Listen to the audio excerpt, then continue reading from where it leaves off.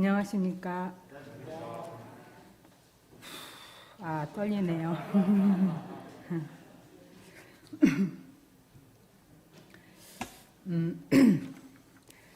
안녕하세요. 저는 나이지리아 선교사 윤레베카입니다. 제 호칭이 선교사와 사모님으로 통일성이 없이 불리는데 저는 변함없이 나이지리아 선교사로 살고 싶으므로 주님 앞에서 나이지리아 선교사로 소개하겠습니다.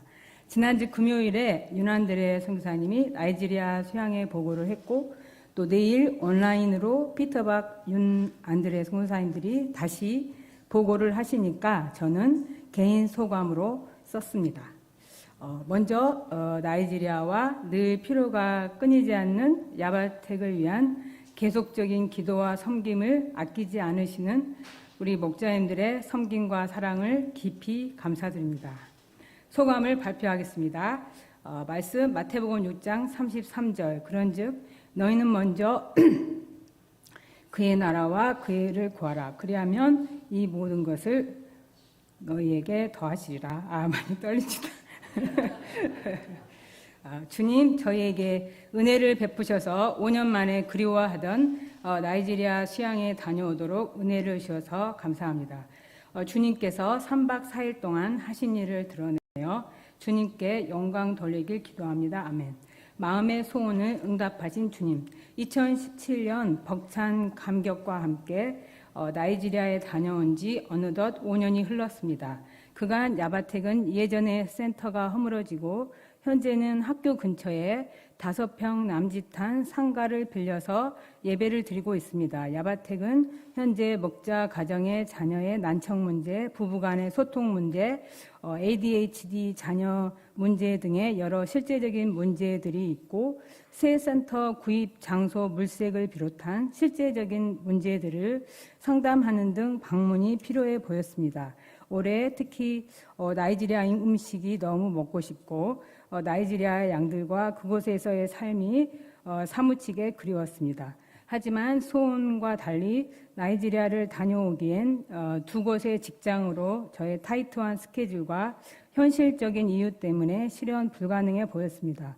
그런데 마치 저의 마음을 모두 아는 듯 본부에서 안드레 목자님이 수양에 참석토록 해주셔서 마음과 생각을 아시고 응답하시는 주님의 섬세함에 깊이 감사했습니다. 저도 함께 갔으면 좋겠다고 소원했는데 근무 중인 두 곳 중 한 군데는 방학이라 개강을 하루 정도 미뤄줄 수 있다고 하고 다른 한 군데는 개교 기념일이라서 이틀을 빼니까 주말을 포함 7일을 쓸 수 있었습니다. 오가는 시간이 3일이고 나이지리아에는 3박 4일을 머무를 수 있었습니다. 주님의 인도하심을 보며 뭔가를 계획하고 예비하고 계시는 주님의 뜻이 기대가 되었습니다. 주님은 방문에 필요한 모든 물질과 선물들을 이부 동역자들과 심지어 친정 동생들의 마음을 움직이시사 채워주심으로 주님께서 나이지리아 방문을 얼마나 원하시고 기뻐하시는지 알 수 있었습니다. 동생은 체력이 약해진 저를 위해 단백질 영양제를 놔주고 직접 뜨개질한 수세미를 나이지리아 양들에게 주라고 건네주었습니다.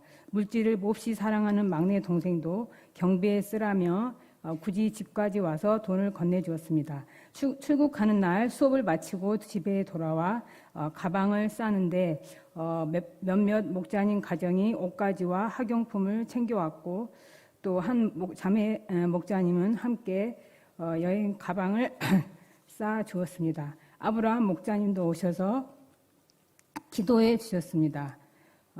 또 어떤 목자님은 밤늦은 시간인데 공항까지 운전하고 배웅해 주었습니다. 이 모든 섬세한 섬김과 돌봄이 너무 감동되고 하나님의 축복과 사랑이 마음에 적셔왔습니다. 비행기 보딩을 기다리는데 지난 5년간의 나의 한국에서의 삶이 주마등처럼 스쳐 지났습니다. 2012년 이민 가방 2개를 들고 들어왔는데 주님은 교통의 중심지에 위치한 미래 빌라에서 2021년 12월까지 10년을 거주하도록 큰 은혜를 주셨습니다. 안드레 베키가 교육을 마치게 하시고 막내 사라는 3학년인데 셋째라서 100% 장학금을 받고 학교에 다니며 방학 때마다 아르바이트를 하므로 경제적인 자립을 스스로 이루도록 해주셨습니다.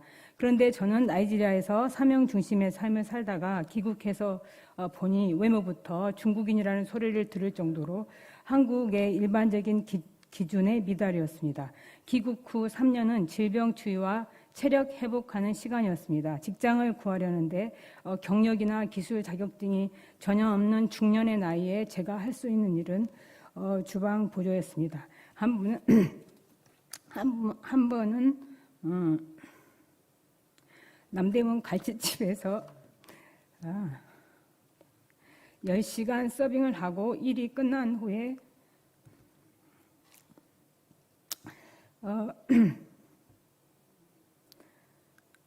온몸에 갈치와 음식 냄새가 밴 채 받은 8만 원의 돈을 들고 버스를 탔는데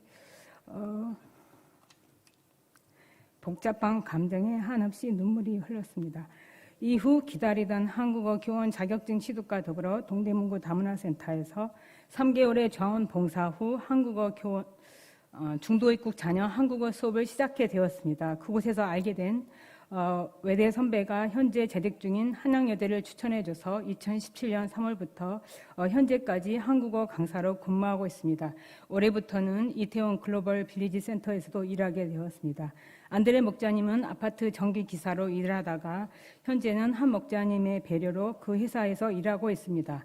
저는 10여 년간 안정된 삶을 줄 것 같은 물질을 구했으나 주님은 필요한 만큼만 주셨고 제 심령은 몇 해 전부터 성경을 가르치던 과거의 삶이 너무 그리웠습니다. 그래서 한 명의 학생을 주시도록 기도하며 근무하는 곳에서 외국 학생들을 섬기고자 시도했는데 2년의 어학 과정을 마치면 대학 진학을 이름으로 한계가 있었습니다.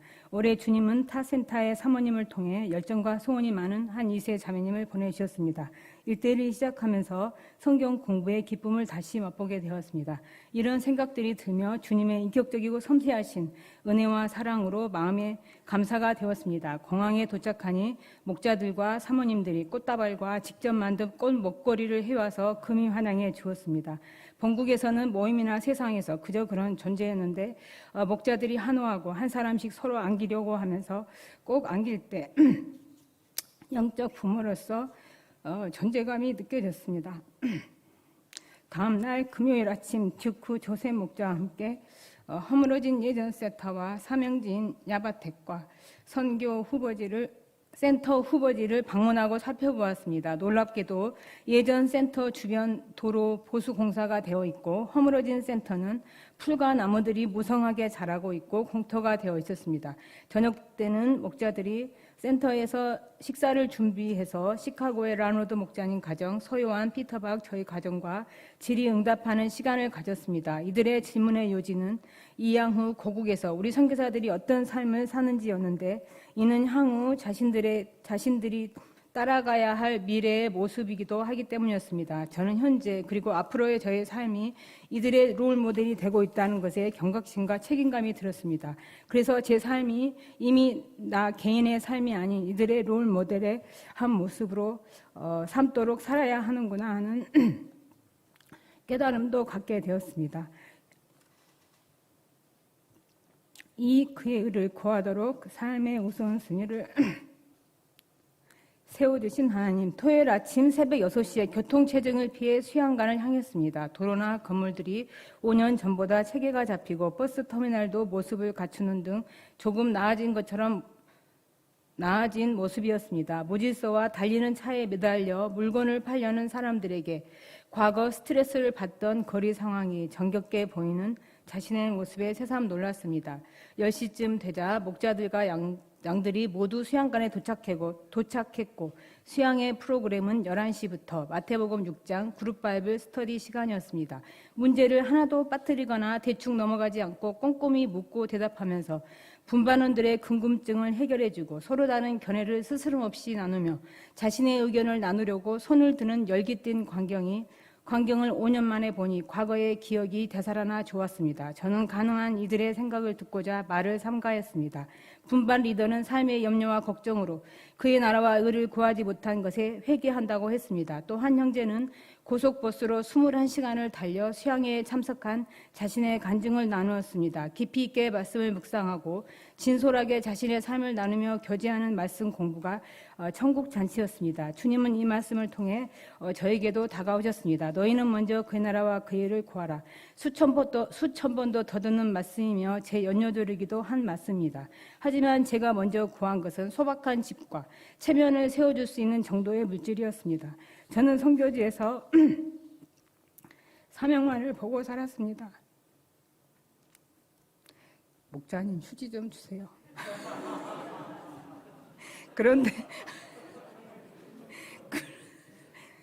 한국의 아버니 당장 자녀 교육과 무주택, 무일푼, 건강하지 않은 현실 문제가 해결할 당면 과제였습니다.